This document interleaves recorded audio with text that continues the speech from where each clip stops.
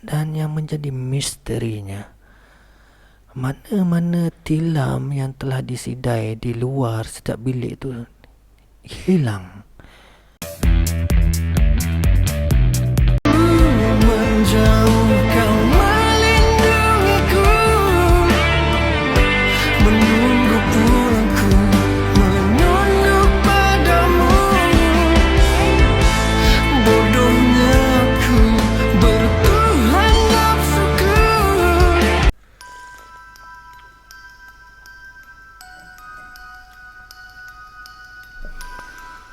Assalamualaikum warahmatullahi wabarakatuh. Pada hari ini dan pada minggu ini aku kembali lagi Inobi Trio. Dan pada minggu ini aku akan bawa lagi satu kisah seram yang pernah aku alami sendiri dahulu. Kali ini bersama dengan kawan-kawan sekolah.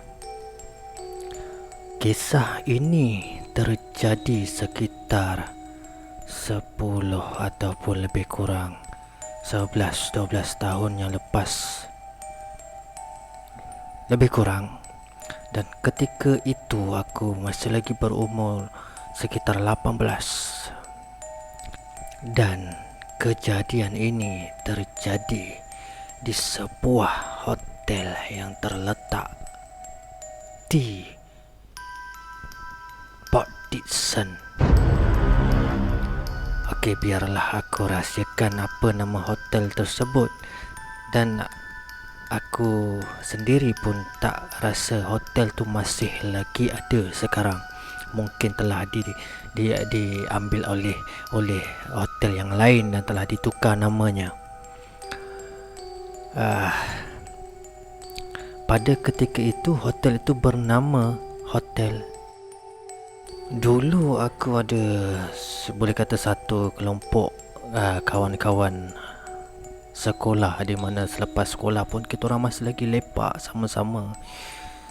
Dan yalah, lepak sampai 2-3 pagi. Dan banyak jugalah aktiviti-aktiviti yang kita orang lakukan bersama-sama dulu. Lepas habis PM, jadi itulah, masa tu memang tengah huha-huha, merayau sana sini. Dan pada satu hari, entah macam mana, salah seorang daripada member kita orang telah membuat satu plan untuk kita orang ni konvoi, bercuti dan konvoi ke Port Dickson. Dan aku rasa mungkin juga lebih tepat Teluk Kemang juga agaknya lah, tapi aku tak ingat. Dan tapi masa tu memang kita orang bercuti ke Port Dickson. Jadi setelah perancangan yang aku rasa telah dibuat selama tak sampai sebulan, dan kita orang telah pun berjaya membuat plan ini dan bersetuju untuk menjayakan plan ini. Lebih kurang dalam 12 ataupun 15 orang macam tu, kita orang telah bersetuju untuk bercuti ke sana secara konvoi motor lah. Iba pada pagi yang telah dijanjikan, yalah, kita orang telah berjanji untuk berkumpul di satu lokasi untuk bertolak sama-sama ke Port Dickson. Sekitar 8 pagi, 9 pagi. Tapi biasalah kan, bila dah janji pasti akan ada yang lambat. Itu biasalah kan, tak dapat nak dielak. Dan yalah, mungkin sejam macam tu, akhirnya berjaya kita orang mengumpul lebih kurang 15 orang. Dan berapa 10 ataupun dalam 10-11 biji motor telah kita orang berjaya kumpul pada pagi dan telah pun bertolak menuju ke destinasi. Dan masa ni sebetulnya dia macam banyak jugalah kejadian yang tak sepatutnya terjadi yang telah kami tempuhi. nak kata amaran ataupun nak kata satu tanda, mungkin juga, ataupun mungkin disebabkan terlalu seronok, mungkin juga telah kami mendapat beberapa insiden semasa kita orang telah berada dekat highway. Dan aku memang tak ingat yang ni dekat mana, tapi salah seorang sahabat kita orang telah terlibat di dalam kemalangan. Yang ni faktor cuaca satu, panas, dan mungkin juga terlalu penat, jadi dia terlelap. Dan di tengah jalan mungkin dia tak perasan dia terlanggar batu ataupun objek apa-apa, dan dia telah tergelincir jatuh. Itulah kejadian pertama yang telah kami tempuhi. Ya, kejadian pertama yang telah kami tempuhi. Dan perjalanan tetap kena diteruskan sebab kita orang dah boleh kata hampir ke lokasi yang telah kami tetapkan, iaitu Port Dickson. Dah memang separuh lebih perjalanan dah, jadi tak mungkin untuk kita orang cancel dan patah balik. Jadi kita orang teruskan perjalanan, dan ada sahabat yang lain telah take over lah untuk bawa motor tu. Dan seingat aku, sahabat aku yang telah accident tu telah pun dimasukkan ke hospital Port Dickson. Ini kalau tak silap aku lah, aku memang dah lupa, tapi memang hospital. Dan kita orang pun merewang lah, tunggu dia dirawat. Tunggu dia selesai dirawat. Jadi kita orang pun merewang lah dekat hospital tersebut. Ada yang ambil kesempatan untuk berehat, ada yang ambil kesempatan untuk tidur kan. Jadi selesai saja kawan kita orang, sahabat kita orang telah dirawat kan, kita orang telah sambung perjalanan balik. Kejadian itu bermula ketika ini. Okey. Ketika malam, selepas makan apa semua, kita orang ni tak ada tempat untuk bermalam lagi. Jadi kita orang decide untuk mencari satu bilik hotel yang kira budget hotel lah. Pusing, kita orang jumpalah satu hotel ni. Disebabkan keadaan fizikal luar dia yang tak berapa gah dan nampak seakan usang, jadi kita orang memilih untuk stay dekat hotel tu sebab bagi mungkin kita orang menyangkakan harganya tak berapalah mahal, jadi kita orang pilih untuk bermalam. Bayangkan 15 orang ataupun dalam 13-15 orang macam tu, kita orang menyelinap masuk ke satu bilik saja.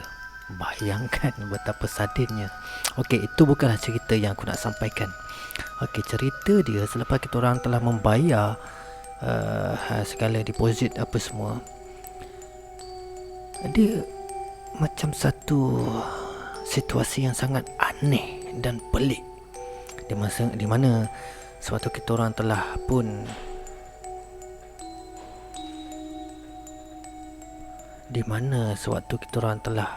naik untuk mencari bilik, keadaan tu macam sangat gelap, agak gelap. Tilam katil bersusun di sepanjang koridor di depan setiap bilik. Jadi dekat situ semasa kita orang check in dekat hotel tersebut, memang tak ada orang lain yang check in sekali tau. Bermaksud memang semua bilik tu tak ada lagi penghuni. Pasal memang setiap bilik sepanjang koridor kita lalu tu memang semuanya ada tilam di macam seolah dijemur di luar bilik. Itu tak adalah menjadi satu misteri sangatlah. Jadi kita orang tak peduli pun sebab dah penat. Jadi kita orang masuk ke dalam bilik. Bermulanya satu persoalan misteri apabila kita orang telah bersetuju untuk keluar kejap berjalan-jalan. Yalah, bosan duduk dalam bilik, jadi ada yang keluar pergi berjalan, dan aku pun salah seorang yang keluar. Misterinya, kenapa bila aku keluar saja daripada bilik kita orang tu, tiba-tiba keadaan jadi cerah di luar koridor tu. Dia tak segelap mula-mula kita orang sampai. Dia cerah sedikit. Dipasanglah beberapa lampu. Dan yang menjadi misterinya, mana-mana tilam yang telah disidai di luar setiap bilik tu hilang. Dah tak ada. Bermaksud kat situ mungkin pihak hotel dah memasukkan ke dalam bilik setiap bilik tu. Tapi persoalannya, kenapa selepas kita orang masuk check in baru nak dikemas? Kenapa tidak sebelum tu dikemas siap-siap?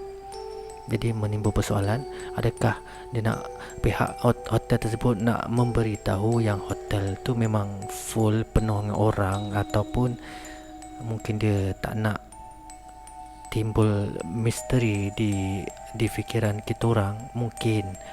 Jadi itulah menjadi misterinya tau.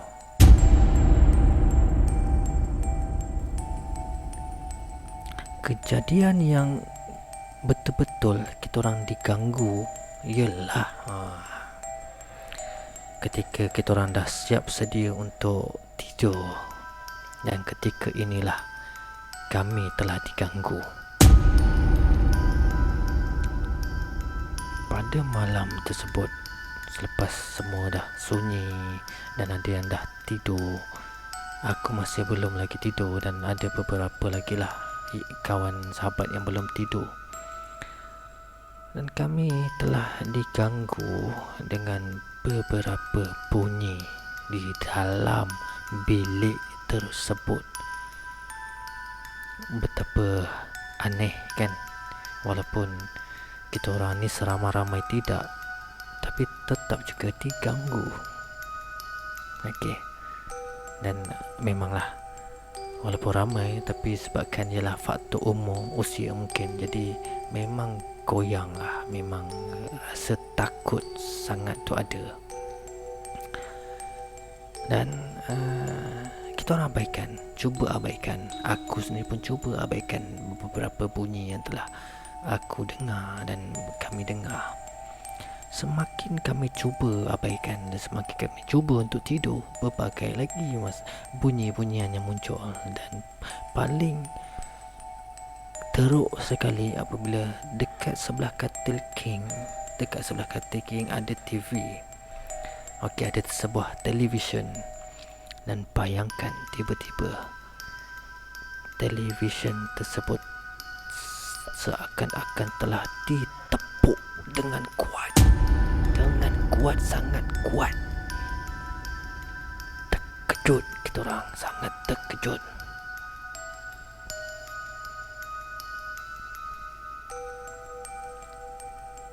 Aku tak tahu apa yang dia marah sangat. Mungkin sebab terlalu ramai dan terlalu bising, mungkinlah. Okey, selepas itu cuba lagi untuk tidur bertenang. Dan semasa cuba bertenang dan cuba untuk tidur, dan tiba-tiba aku perasan katil single yang ada dekat dalam bilik tu dah tak ada orang. Maksudnya sebelum tu ada kawan aku tidur, tapi dia telah berpindah. Aku agak pelik juga kenapa dia tak nak tidur dekat atas katil, sedangkan tidur atas katil lebih selesa kan. Macam aku memang tidur atas lantai saja. Jadi aku tengok sekeliling, nampak gaya macam tak ada pun yang macam berminat nak tidur dekat katil single tersebut. Jadi aku telah pun naik ke atas katil single tersebut untuk aku tidur, dengan sangkaan aku boleh tidur dengan nyenyak dan aman. Katil selesa, tapi rupa-rupanya memang aku tak boleh tidur. Ketika aku hendak melelapkan mata dan ketika aku hampir terlelap, aku terasa seperti di lengan aku ni seakan-akan ada benda berjalan. Kalau lebih tepat lagi, dia rasanya seperti semut yang sedang berjalan tau. Okeylah, aku cuma gosok. Yalah, sangkaan aku ialah semut, jadi aku gosok untuk buang. Aku cuba tidur lagi. Dan aku rasa lagi benda yang sama di tempat yang sama. Masih lagi aku rasa seperti semut berjalan di tempat yang sama.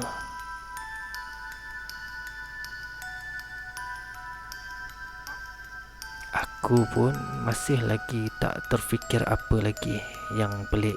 Jadi aku just sapu lagi untuk membuang semut yang di dalam sangkaan aku tu. Dan selepas gosok, aku cuba untuk tidur lagi. Dan kali ketiga pun aku rasa benda yang sama di tempat yang sama. Kali ni aku rasa bukan semut dah. Aku rasa ini bukan semut ni. Aku buka mata aku dan aku tengok dekat tempat yang aku sangkakan semut berjalan tersebut. Dan korang tahu apa dia? Bulu roma aku hanya naik di tempat itu saja, di tempat yang aku sangkakan semut berjalan tadi. Situ saja yang meremang. Yang lain semuanya tak ada, seperti biasa saja. Cuma di situ saja tegak bulu roma aku. Itu yang menjadi misterinya. Dan agak pelik, kenapa sikit? Kenapa hanya di situ? Jadi aku terfikir mungkin hantu tersebut menggunakan kukunya untuk menguis-nguis kulit aku, tangan aku ni, lengan aku ni yang gagah perkasa ni. Mungkin itu yang aku bayangkan. Jadi tak hairanlah kenapa katil singa tersebut tak berpenghuni. Dan setiap kali ada yang cuba untuk tidur dekat situ, tak bertahan lama dan dia telah berpindah tidur balik atas lantai. Rupanya diganggu seperti mana aku diganggu.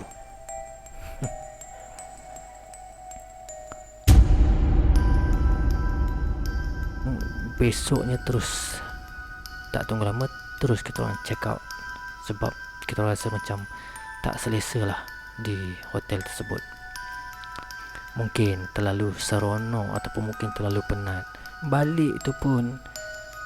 Balik daripada hotel tersebut pun mengalami satu lagi insiden kemalangan, di mana salah seorang rakan kita orang telah jatuh motor dan kakinya patah. Kalau tak silap aku, ya, kakinya patah. Masuk hospital. So, kita orang telah merasmikan percutian ini dengan membuka percutian ini di hospital dan menutup pun di hospital. Satu pengalaman yang sangat indah bagi kita orang. Jadi itu sajalah cerita seram yang aku bawakan untuk minggu ini. Ya, sebenarnya aku pun tak sangka dan aku macam agak pelik, di mana berani jugalah hantu tersebut mengganggu kita orang, walaupun jumlah kita orang ni lebih daripada 10 orang. Tapi tak heran juga, sebab mungkin di hati kita orang ni semuanya takut, ada perasaan takut. Jadi memang tak mustahil. Macam aku pernah cakap sebelum ni, semakin kita takut, benda tu akan lagi berani kepada kita. Jadi itulah dia, mungkin tak ada yang berani pada masa itu. Okey, sebelum aku habiskan episod pada minggu ini, jangan lupa subscribe, jangan lupa komen, jangan lupa share, dan jangan lupa juga support lagu 1 Inobi Trio dan Hafiz Umbrella, lagu aku. Jangan lupa support. Okey, jumpa lagi. Assalamualaikum warahmatullahi wabarakatuh.